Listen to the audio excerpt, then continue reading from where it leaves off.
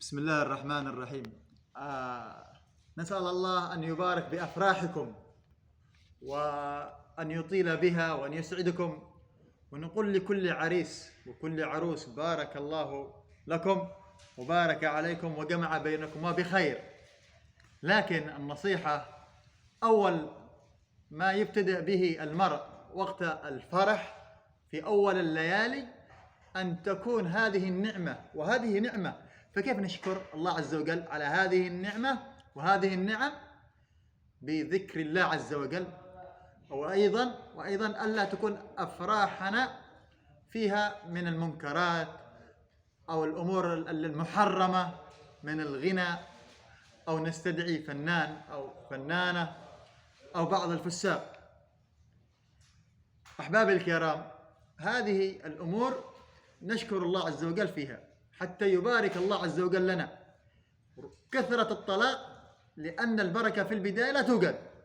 فنحن في هذه القاعة مثلا، قاعة جميلة جدا يحتاج فيها إلى أن تكون هذه الأفراح أفراح ترضي الله عز وجل ورسوله عليه الصلاة والسلام. فهمتم؟ بارك الله فيكم. وأيضا نبتعد عن البذخ، إسراف. وهناك أمر أو نبه في الأعراس عند الولائم. قال النبي عليه الصلاة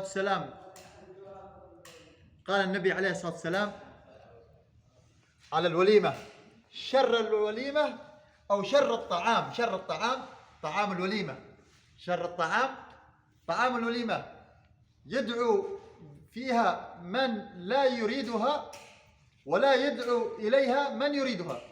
في الولائم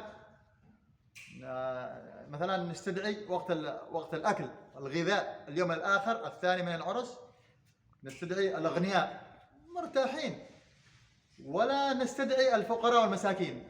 نحن نلوم من كان كذلك. حتى بعض الملتزمين، الأخوة بعض الملتزمين يعملون هذه الأمور، أخوة ملتزمين بعيدين عن هذه السنة. كيف يعملوا؟